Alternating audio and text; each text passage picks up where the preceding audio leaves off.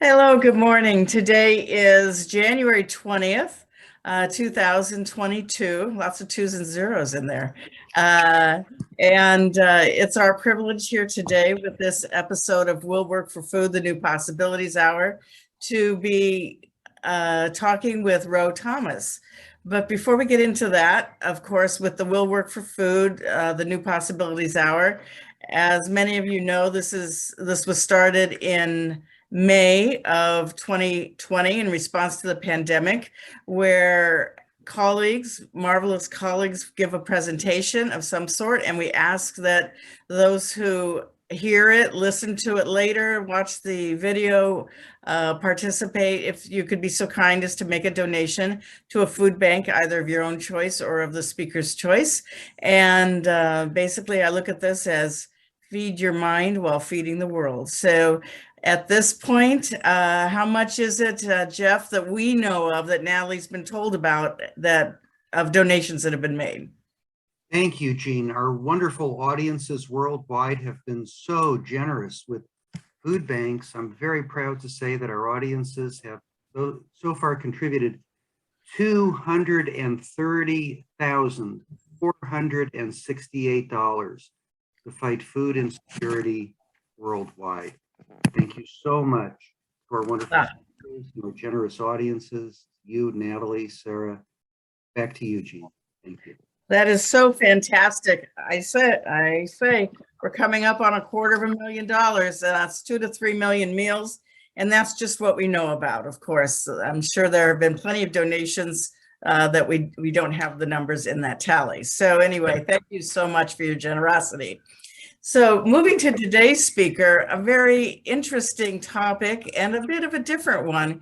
We have Rho Thomas with us. She is an attorney who, after practicing about 7 years in big law at Kirkpatrick Townsend in Atlanta, she decided to take the plunge and leave the practice of law as such, and is a, let's say, well, money coach. Thank you. Okay, Yes. money guru, baby. Basically helping lawyers, professionals, anybody really who, well, helping people, let's just put it that way, to master their money, to create their freedom, and be able to make choices in your life and not be tied to money or the need of money or the bills that you have or the like. So with that, I think that I would just recommend that it's so worth checking out Rho's LinkedIn and her podcast. They're very interesting. And there's a lot that can resonate with what she has to say. So she's here today to help us. And her food bank is, let's see, what is it? The Greater Atlanta Food Bank, is it? Yep, the Atlanta Community Food Bank, yes. The Community Food Bank. Okay, Natalie will put that in the chat so that you can all know where that is for your generous donations. And then Rho, why don't I turn it over to you? The floor is yours. Tell us about your food bank and then tell us about money. Yeah, well, thank you so much for having me. It is a pleasure to be here. I shared earlier this week on my LinkedIn that I actually experienced food insecurity some when I was younger. And so it's just such an honor to be able to support this organization because it is an important issue. So kudos to you all for the work that you're doing. As Jean mentioned, my name is Rho Thomas. I am a money coach here in Atlanta, and I am supporting the Atlanta Community Food Bank. So if you would be so kind as to support those who are experiencing food insecurity here in Atlanta, I would greatly appreciate it, and I'm sure that they would as well. So I've got a presentation for you today. It's called How to Be Better with Money. I'm going to share my screen.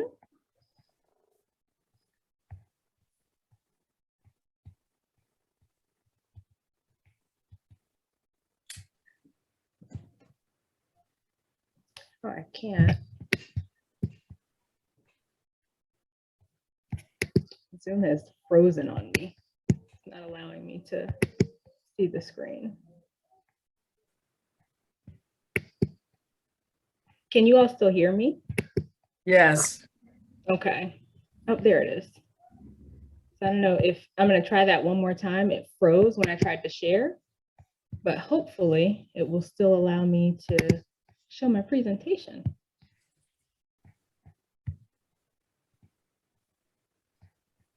All right.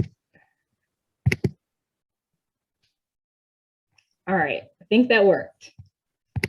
That works. So we are talking today about how to be better with money. Before we get into all of the materials, again, my name is Rho Thomas. I'm a money coach for lawyers. I help lawyers master their money and create freedom and choice in their lives. I've been coaching for about 4 years, and as Jane mentioned, I recently left the practice of law.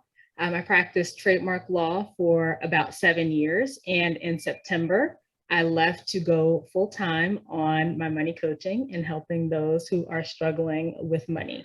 I also fairly recently finished paying off about $500,000 of student loan debt with my husband. For those who aren't familiar with my story, back in 2016, I had my first child. I was headed back to work at the beginning of 2017. And I was thinking about taking advantage of our firm's reduced hours policy, where you could, do a percentage of your hours for a percentage of your salary. But when we looked at our finances, we realized that that wouldn't be feasible for us because we had over $670,000 of debt and a negative $342,000 net worth. And so we started looking into what we needed to do to pay off debt, to manage our money better, all of that. And over the last 5 years, we paid off the student loans, which was almost $500,000. And all we have left is our mortgage now, which is about 180, 190,000, something like that. So this is something that I've really lived. And that's why I'm so passionate about helping others do it, because I have experienced the freedom that comes with having better control of your money, not feeling like you're drowning in debt, not knowing what you're doing.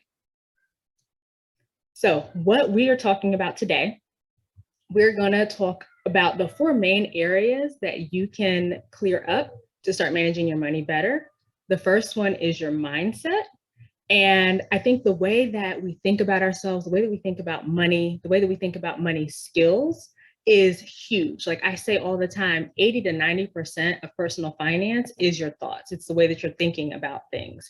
And then on top of that, it's the skills like budgeting, like paying off your debt, like saving, investing, all of that. So we're going to first hit the mindset piece, and then we're going to talk about overspending, how a lot of lawyers have a lack of awareness around where their money is going currently, what they're spending, whether they like what they're spending on, all of that.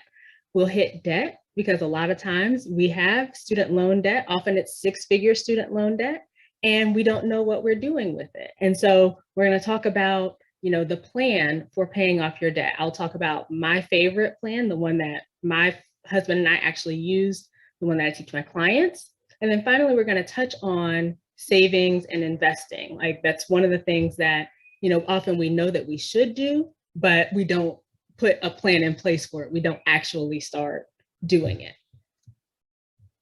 So let's talk about mindset. Mindset is everything. As I mentioned, 80 to 90% of personal finance, I think, is our mindset. So often when, we're talking about money, like we think that the issue is like, oh, we just don't make enough. If I brought in more money, then I'd be able to make progress on my debt or my saving or whatever it is. We think we just need more willpower, right? More accountability to be able to hit these goals. Or we think we just haven't found the right tool yet. We don't have the right budget. We don't have the right debt payment strategy, the right savings account, whatever it is. None of those things are actually the problem. The problem is the way that we think about ourselves, the way that we think about money, the way that we think about our money skills, right? So I think often, like our thoughts, our emotions, our behaviors are all connected. And so like when you have, thoughts about things, like you have these opinions, the way that you view things, it influences the way that you feel about them, the way that you act, all of that. And that sets off this chain reaction where, you have a certain thought. So for instance, about money, right? And then you feel a certain way. Often our thoughts about money are negative, so then we feel negative about it, and then we avoid it. We don't want to look at the bank account. We don't want to look at the debt, that kind of thing. And so then ultimately we end up staying in the same place, not making progress, and think that money is hard. We think that we can't do it, right? So I want to get into some specific thoughts that I see with my clients about themselves. So, lawyers often will think, I'm just not good with money. Like, that whole joke that you went to law school because you're not good at math, right? You don't like numbers. I don't know how to do this. I'll never figure this out, or I should know how to do this by now. All of these just really bad feeling thoughts that, like, you're beating yourself up and you are like not feeling encouraged about your money. And then it leads to you not looking at it, not trying to make progress, all of that, right? You're never going to get positive results from negative thinking. The same is true about money and money skills. So we think money is too complicated. I don't want to be deprived. Like, to be better with money, you've got to be deprived. You've got to be on a strict budget, right? We think that making a budget is too time consuming or it's too tedious, so we just don't do it. Or we think this won't work.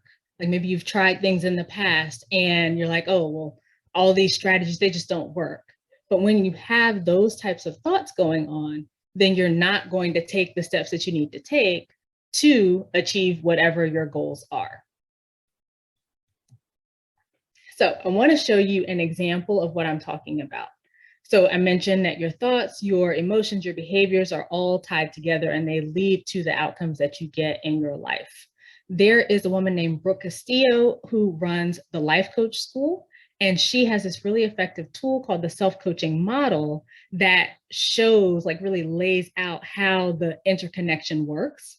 And so in her tool, she says the C, that's your circumstance, that's just the things that happen in the world, right? So I put here money, right? Things that are out in the world that exist, money, other people, whatever it is. Then we have thoughts, the T, about that neutral circumstance, that thing that happened out in the world, that thing that exists. So the thought I chose here is I'm not good with money, because that tends to be the really common one that comes up for so many people. When you're thinking that thought, it leads to a particular emotion or feeling. So F stands for feeling. For me, if I'm thinking I'm not good at this, I'm not good with money, I feel defeated, right? So then what actions do you take when you're feeling defeated? Well, I'm definitely not going to go looking at my money, right? I'm not going to go look at my bank account. I am not creating a budget. Maybe I'm running up my credit cards higher than I typically would because I'm not looking at what I'm spending. I might also just get into even more debt, right? Or not save. All of these different things that you might be doing when you're feeling defeated. And then the result is that you end up not being, quote, good with money. And I put good in quotation marks there because that is still an opinion, right? That's still a thought, but you've got the evidence there where, like, I didn't save anything this month. Maybe I overdrafted my account because I wasn't paying attention to how much was in there. I ended up going further into debt, right? All of these things that we think are not good with money. And then it's like, oh, well, see, I'm just not good with money. I knew it. And then it starts the loop all over again. So if you have any of those thoughts that I talked about, whether about yourself, about money skills, it's completely normal. Like, that happens a lot. It comes up a lot.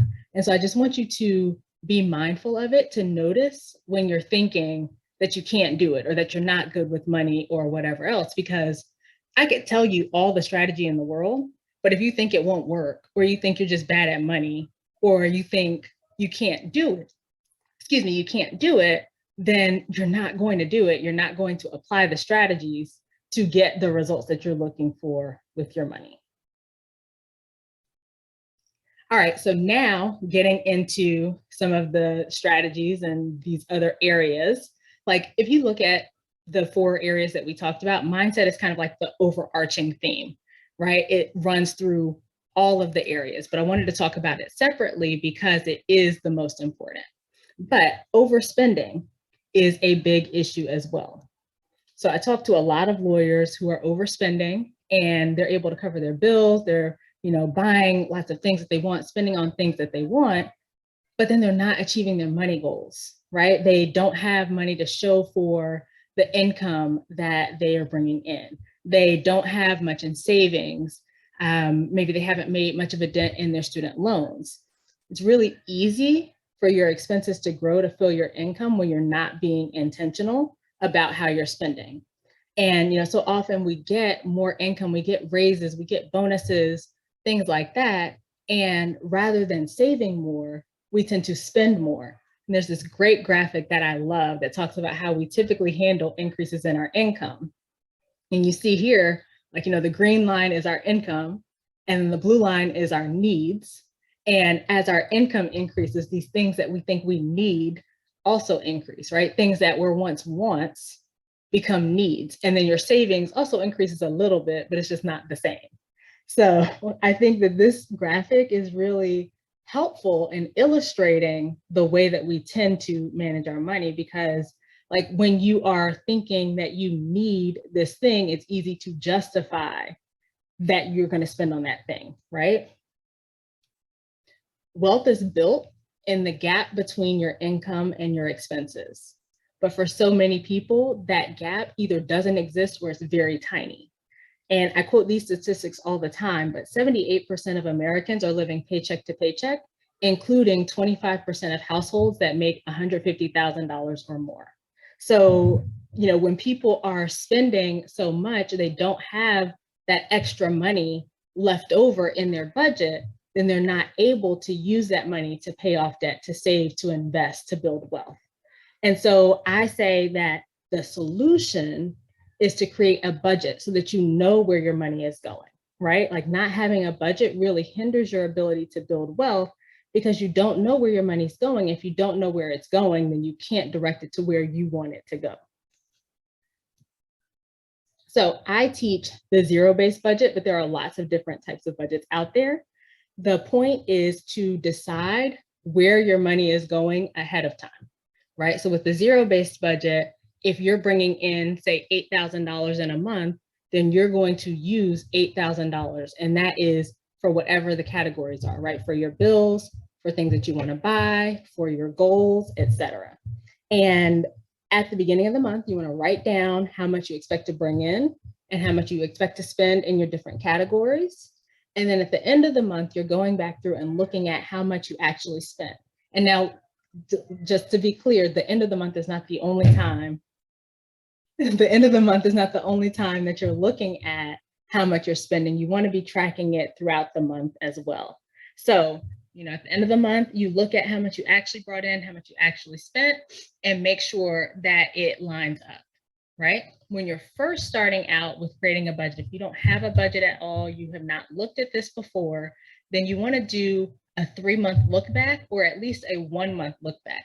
You want to have a good basis for creating a budget, so you're not just pulling numbers out of thin air. If you are using the numbers that you actually have, right, your actual spending, then you're going to create a more realistic budget that you're more likely to stick to, versus I typically spend $500, on groceries, and I arbitrarily chose $100, and now I'm beating myself up because I'm going over my grocery budget.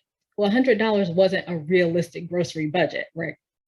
Right? So that's something to keep in mind. And that's why I teach to do a look back, so that you make sure that you are creating a budget that will actually work for you. And then you also want to be mindful of your values and make sure that those things that are important to you, you're making room for them in your budget. Another thing with your values, when you're doing that look back, is look at where you're spending money on things that you don't care about, right? Because if you're spending unintentionally, you're not really paying attention to it, then you probably are spending way more than you expect on things that you don't care a whole lot about. So just being mindful of your spending and tying it to your values as best you can is going to be super helpful for you. I also, before I move on here, want to talk to anyone who, like me, might be the first in your family to be a lawyer, or my husband is the first in his family to be a doctor. And I think it's really important to make sure that you are setting yourself up financially before you try to help other people. And that's not to say that you have to completely pay off all of your debt and have all of the savings and whatever else. But often I think because you might feel that pressure, like you're the one who made it, you feel like you have to like help other people, and you're trying to do all of this to help other people, but you're doing it at the expense of your own finances and your own financial progress. So the way that I teach my clients who are in this situation, and what we have actually done, is you create a budget for yourself of how much you're going to contribute to family things, right? And it could be for a month, it could be for the year, but you just want to make sure that you are tracking how much you are helping your family so that you're not putting yourself in a worse position trying to help.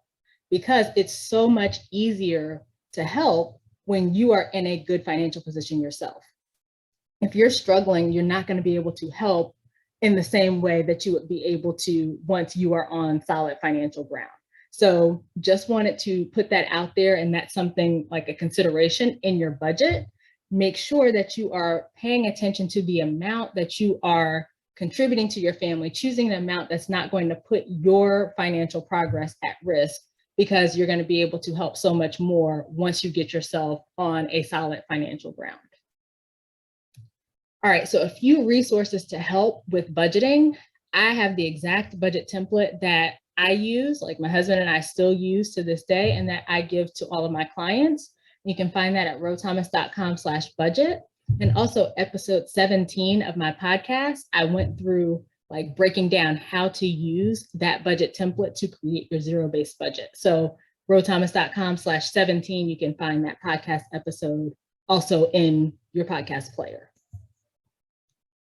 All right, so let's talk about debt. I think that is the big thing for a lot of lawyers. We tend to come out with six-figure, multi-six-figure student loan debt, and it's like, I don't know what to do with this, right? The main thing is you want to make a plan. And that's not to necessarily say that like you have to pay off all of your debt immediately.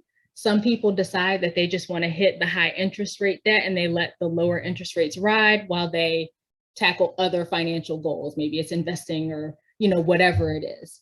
But ultimately it's personal preference, right? Just keep in mind that the power of compound interest works against you the longer that you keep the debt, especially when you're talking about higher interest rate debts.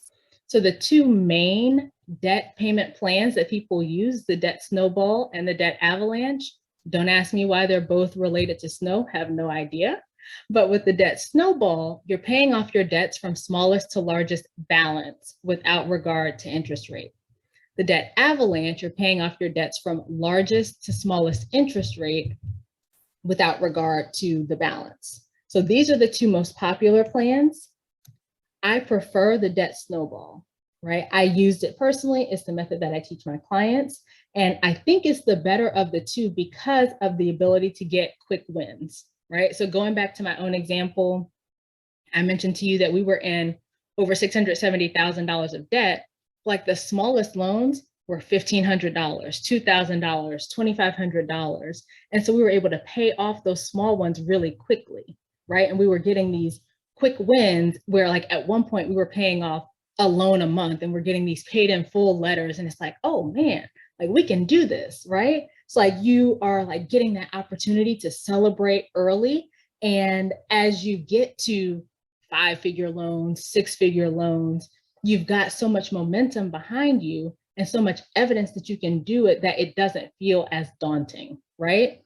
And then also, like I really encourage you to celebrate along the way. And you have those early, often opportunities to celebrate when you're paying off your debts from smallest balance to largest balance, and you're acknowledging like this accomplishment that you've done. If you're like me, right, and many lawyers, I think, it's like you accomplish something, it's like check on to the next.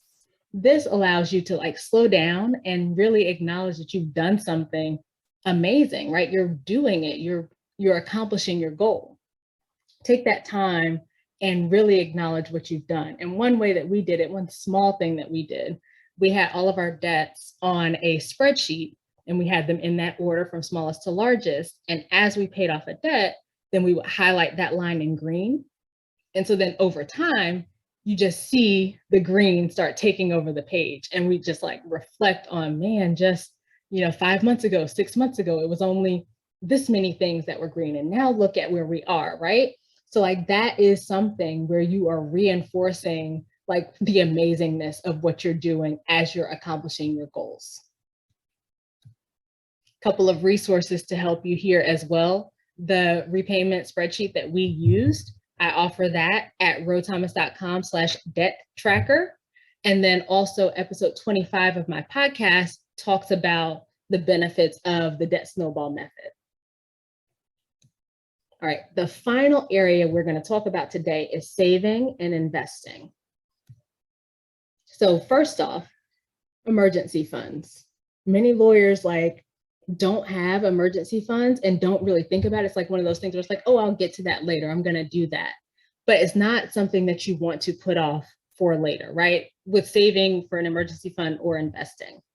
With your emergency fund, I think the amount that you keep depends on your personal situation, your risk tolerance, whether it's a single income household or a dual income household, or those types of things. There are people who will do a single month. There are people who will do a full year worth of expenses. Standard advice is 3 to 6 months of expenses, but it's personal to you. You get to choose what you want to do. The main thing is make sure that you've got enough so that if something were to happen, you're able to cover the expense. And when we talk about, the 3 to 6 months or the 1 month or the 1 year, that's not necessarily 3 to 6 months of your current expenses or a year of your current expenses. In an emergency situation, you're probably not going to be spending on all the things you're spending on right now, right? So it's the really important, kind of bare bones, these things must get paid. So that is what you want to use to base your emergency fund on. You want to be in a very boring, unsexy account. Sometimes people will try to invest their emergency funds because they want to get a return and that kind of thing. But that's not necessarily what you want to do with an emergency fund, because although you could get a greater return, investments are also they involve risk, and you don't want your emergency fund to be cut in half at the time that you need it the most, right? So I say put it in a boring, regular savings account, making the 0.01% or whatever the interest rates are now, because you want that money to be there, right? You don't want to worry about whether you're going to have your full emergency fund or not. And now we'll talk about investing just a bit. I don't give specific investment advice, but I do want to touch on this area because it is important. You don't only want to use savings accounts, you want to invest your money because your money can earn interest. So we talked about compound interest working against you when you're holding debt. Compound interest works for you when you're investing. You're able to earn more money on your money, right? So the easiest place to get started with investing is in the stock market, especially through your retirement accounts, like your 401k, your IRA, TSP, 403b, all of those types of accounts, whatever you have available at work. And if you are working for an employer that offers a match, which means you put in X percentage of your salary into your 401k or your retirement account, and they will give you money up to whatever that percentage, they will match what you've put in, then you want to at least put in enough to get that match. Otherwise, you're leaving free money on the table. So look into whether your employer offers a match if you're not sure, and make sure that you are investing enough to get that match. Beyond your retirement accounts, there are other things that you can invest in, there are taxable accounts, which just means that when you put money into those accounts, it's money that you're paying taxes on currently, versus in a retirement account, many of them are tax advantaged, where you put the money in right now tax-free and you won't pay taxes on it until you take it out in retirement. Of course, there's real estate, all kinds of things that you can invest in. The main thing that you want to think about when you're talking about investing is that you understand your investment. So it's not like, oh, my uncle told me about this hot stock tip, so I'm going to invest in this thing. Like, make sure that you understand it, because when you don't, that's how you end up getting into risky things that maybe you should not have invested in, right? That you end up, like when you hear those horror stories of people losing all of their money and things like that, it's probably because they didn't understand what they were investing in. So just make sure that whatever you decide to invest in, whether it's the stock market through a retirement account or a taxable brokerage, or it's real estate, or like, you know, these other things that are coming out like Bitcoin and all of that, just make sure that you understand it. I wanted to hammer home like this illustration of investing your money and how it can help you versus just investing or just putting money into a savings account. So I ran a couple of calculations and I said, you know, start it with $0 and said I invest $1,000 a month for 5 years with an 8% return, which is pretty average for the stock market. If you were to do that, you would have put in $60,000, but you would end up with just under $75,000. The exact amount was $73,966.70. That is the power of compound interest working in your favor, right? And now if you were to keep that up for 10 years, you would have put in $120,000, but you'd end up with over $180,000. It was $184,165.88. So you can see the power of investing and allowing your money to earn money for you versus only putting it into a savings account. You still do want to have money in a savings account that's right there, easily, like readily available, that's not subject to the fluctuations of the stock market.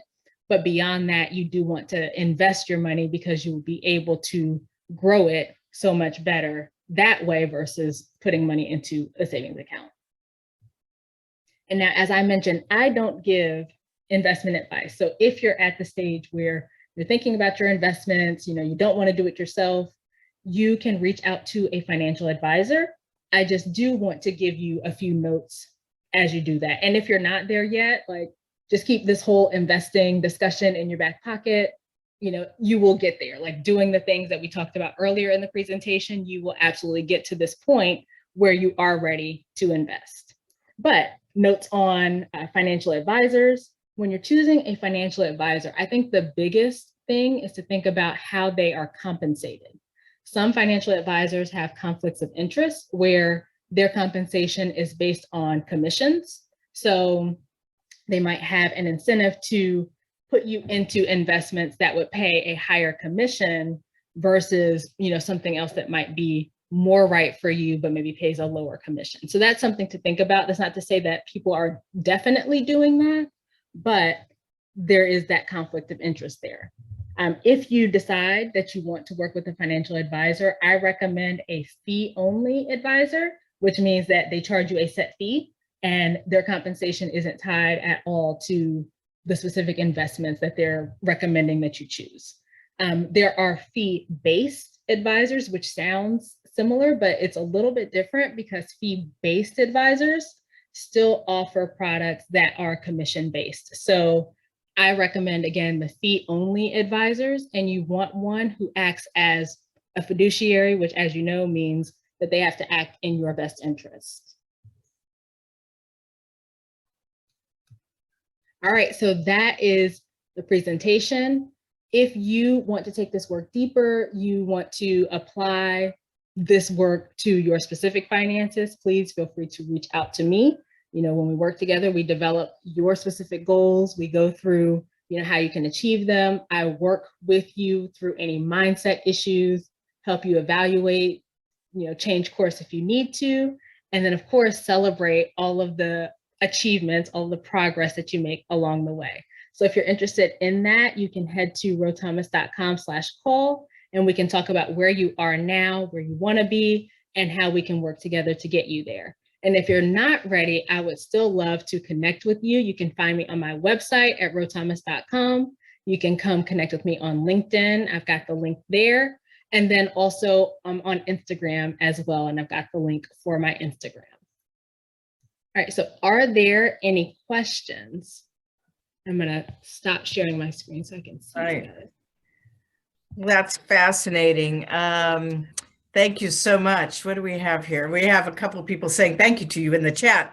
Oh, you are welcome. Yeah, I'm sure we'll have questions, but I do have a couple first to start with, if I might. You know, you talked about leaving Big Law. And so no matter what level you are in Big Law, you are being paid, not you personally, but the people, you know, being paid decently, and then partners and all. And then you also talked about how as your income grows in that nice chart, you know, how your wants become needs, and it all just grows exponentially. And I find I have found with so many lawyers and just in talking with them over the years that um, you know, you can get stuck at a certain point because you always are counting on your draw coming in if you're a partner at that point, or your salary, your paycheck, whatever it might be. And yet, especially if you're a partner, you may not get that same draw every month, you know. What about partners? And that's when you get that draw, you have to pay your own taxes and you have to do that up front. And so many people don't really have that discipline to do that, you know, that it just becomes a real quagmire. And then you are stuck, or you can be stuck where you can't retire or you can't do something else if you really wanted to. Yeah, so I think if I understand your question correctly, you're saying like, what about partners or maybe others who don't bring in a set income each month? Like, what should they be doing? Is that right? Well, just anything, you know, I mean, when you deal with people who would like to do something else, to leave their practice, or you know, any professional really, that or a self-employed type of person, you know, Yeah. suggestions you would have there for them on how to get unstuck so that they then have the freedom to make choices and do what they want, whereas they're not a slave to having to have that income come in and keep doing what they may or may not want to do, because they feel like they have to do it. Gotcha. So I think the first step for everyone is to get that awareness of where you're spending currently, and then make sure that you like where you're spending, especially, you know, as you're talking about with someone who might be considering a change. Like, do I want to spend, like, would I rather spend on this thing, continue to spend this much here, or would I rather have more of that flexibility, right? And it's like really considering your expenses from that lens, like through that lens, versus just this is how I've always lived. Do you want to live that way, right? Like, is it worth it to you to stay in this particular situation, or, you know, do you want to have a different situation? Are you willing to let go of or reduce or whatever this expense to be able to get there? And then as far as having the fluctuating income, I'm going to answer that question that I thought that you were asking. I think it's still kind of tied to what you're saying. But when you have fluctuating income, I say to look at the lowest amount that you consider, like that you would bring in, and base your budget off of that. Like, don't depend on, you know, I need my income to be up here if sometimes it's down here, right? So use that amount as your budget. And then as you bring in more, right, in the months that you bring in more, then you can do, you know, a little bit more with it. Make sure that you are saving in those months. Like if you've got the, I think they call it like hills and valleys, like in those hill months, right, make sure that you're setting aside so that when you get to the valley months, you're not struggling and waiting until, you know, you get to another hill. Yeah, that's for sure. Hills and valleys, maybe. Thank you. Do any of you have questions? Jeff? Yeah, so Rho, some people are probably sitting out there thinking, well, you know, there's, I'm not the only one involved here. I've got a spouse, I've got kids, they have needs. Sometimes in a couple, people may not view money the same way or may come from different kinds of family upbringings. We're in the business of conflict resolution here. A lot of us are mediators. And what advice do you give people when you see that sort of difference in perspective in couples, or one member of the couple wants help and the other member sees things differently? How do you handle those situations? Yeah, so that is super common, Jeff. And I think the key is not to attack it from the like, this is what we have to do. And I'm going to speak from my own personal experience of making this mistake, coming to my husband, like, we need to do this and we can't spend on this and we need to do that. Do you see all this debt? Blah, blah, right? Like coming at it from like all of this, what we have to do and what we can't do, versus when I took a step back and started talking to him about, and it wasn't until I was really looking at like what I wanted our life to be like after we had our first child, because I had been talking about wanting to pay off debt before we ever, even got pregnant with our first kid. And that was what we need to do. We got to do this and blah, blah, blah. I read this book, all of that. But having our first child helped me to put it into perspective where it's like, this is what I envision for our life, for us with our kids. Like, what is it that you see, right? Kind of dreaming together about what we want life to look like. And then from that approach, being able to say like, well, what would help us to get there? Well, it would help if we didn't have $670,000 of debt. Like maybe we could do something about that. And kind of looking at what he wanted, what I wanted, where we could meet in the middle. And then from there, kind of problem solve about how we can get to this vision that we see for our lives. So that's the way that I encourage couples to treat their money conversations. Like, don't talk at your partner and talk about, this is what we have to do. And if you wouldn't spend on blah, blah, blah. We used to get into so many disagreements about spending. Like, I like beauty products and, things like that. And he was always spending all this money on coffee, and I don't care about coffee, right? So it's like, if you would stop spending on the coffee, it's like, well, if you wouldn't buy another lipstick, right? Like, instead of doing all of that, this is what I see. Like, I envision us being able to go to our kids' games and not in the back of our minds thinking about like, oh, I still need to bill all of this, I still have to do this. And so that was really helpful. And then on the like specific front about like disagreements on paying for different things that the other doesn't value, something that has been a game changer in my marriage is for us each to have, for lack of a better word, an allowance. So we each get this set amount. And it's no questions asked money. You can go spend it on all the coffee, all the, whatever else you want. And I'm going to buy my shoes and my, the things that I care about that you don't care about.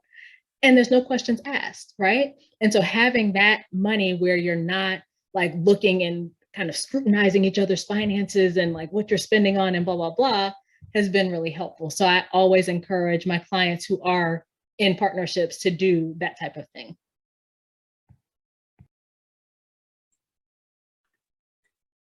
Ro, I've got a question for you. There are some of us on this call who are old enough to have lost substantial amounts of money when things crashed in 2008. And it left some of us a little gun shy. Not a lot of trust left in some of these institutions. How do you help those of us who have trust issues come back to the markets and invest and feel like it's a good decision for us? Yeah, so I think for people who have had that situation, like there have been lots of, we talked about hills and valleys with income, lots of hills and valleys with the stock market as well. And one thing that I do is encourage you to look at the returns of the stock market over time, where like, yes, it's had like huge drops and, big leaps and whatever else, but over time it's always going up. And like, yes, if you can stay the course, right? Like there are some people who in 2008 were like, hey, the stock market's on sale, and like continue to put money in, even though it felt really uncomfortable. But I think looking at the fact that, yes, the stock market is going to drop. That's part of the way that it works, right? That's part of why you're able to get higher returns, because there is that risk involved. But over time, it always goes up. And so if you keep going, keep staying the course, then eventually it turns back and you continue to build. Does that help? Does that answer your question? Okay. I suppose, Natalie, there are those who say when there's the big drops, and if you have dividend stocks, then with those dividends, you're buying more shares every, quarter than you would have Exactly. otherwise. So at the end, maybe that's good too. I don't know. Skip Royals, you have a question? You want to unmute yourself? Yeah, I have a quick question on the fiduciary. So how do you determine if they are actually a fiduciary? So the fee-based, all that makes sense. However, I've never walked into an investment office and has fiduciary like plastered on the front window. So Yes. how do I go about determining that? You would just ask them. Like I would ask, do you act as a fiduciary for your clients? And often the ones who do will give you a fiduciary agreement. Like they would give it to you in writing. It would help if they just had it on the window. Yeah. Yes, we are fiduciaries. We help. That's very interesting because, I would think that everybody in that realm should be a fiduciary. So I just didn't know if there was a way to decipher. So that's all I was thinking. It would be helpful if they were, but they aren't all. And as I mentioned, some like the way that they make their money is through commissions. And that's not to say that, everyone who works off commission is dishonest and is going to put you in, investments that aren't helpful, but just be aware that there is a conflict of interest there. And so look for ones that have the fiduciary, like that will act as fiduciaries and whose fees are not based on getting you into particular investments. But I think there is no harm in asking the question. Okay. Well, no, I appreciate it. I also really enjoyed the presentation, so thank you. Well, thank you. I'm so glad you enjoyed it. Ro, I have a question about generational differences. There's some people on the line, like me, who in 10 or 15 years will start to be approaching middle age. And there are other people on the line who are much younger. And we read about generational differences in attitudes and things like that. Do you advise people differently if they're a baby boomer versus a millennial versus a Gen Z? What is your thinking with respect to those issues? So I think there are some differences just in terms of being in a different stage of life, right? So, making sure that, for instance, if you have kids who are headed to college, making sure that you have plans for that, or if you are approaching retirement, making sure that you have plans for that. But in terms of the specific advice of like getting your finances on track, I think the advice is the same across the board. I think that we all generally want the same regardless of our generation, right? We want to have control of our money. We want to be able to make decisions based on the things that we think are best for ourselves and our families and not based off of the money. And so that approach, the strategy and all of that is the same, but I do think that there are some different considerations if you're in different stages of life. You read about all the football players or some of these professional athletes that 5 years after they've left, they have no money left or, not much. And yet they've earned millions and millions over the time. Yeah. Yeah. There's a lot to be said for a good night's sleep, isn't there? Agreed. Yes. Yeah. When you can sleep because you have your finances in order. More questions from anybody? Yeah. A lot of us are sole practitioners, probably independent mediators, not part of a firm, don't get a paycheck. We have to, from a business, from a company, we pay ourselves. Any special thoughts there? I know, like in the retirement accounts, you can get an individual 401k. And put a lot more money into that, for example, or other types of things that would be particular for solo practitioners, if you will, owners where you're just you. Yeah. So as I mentioned in the presentation, I don't give like the specific investment advice of like how to set those things up, because that's not my wheelhouse, but I wanted to touch on it because it is important. One thing that I have told, I've had a few clients who are solos, and I encourage them to get a business coach because running your own business is different from getting a paycheck from an employer, right? So the strategies of running that business and making sure that you're bringing in the revenue that you want to and hitting your goals and all of that, I think is going to be different versus someone who is just managing, I get this set amount every month and I'm figuring out how to manage it. So that is the one thing that's different, but otherwise the strategies are the same. Human strategies. Well, thank you so much. Anybody else? Any other questions before we sign off today? No. Okay, well, you have a lot of wonderful comments here, Rho. Thanks so much for an excellent, thoughtful presentation. Our friend from Hawaii had to leave for another commitment, and he's 3 hours ahead of us here on the West Coast, so he's early. We would just remind everybody about Rho Thomas's preferred food bank, the Atlanta Community Food Bank. And that website is www.acfb.org. And thank you all so much for being here. And thank you, Rho, for that fascinating presentation. Thank you so much for having me. Thank you. See you next Thursday, 8 a.m. Pacific. Another wonderful presentation. Thanks so much. Bye-bye. Thank you.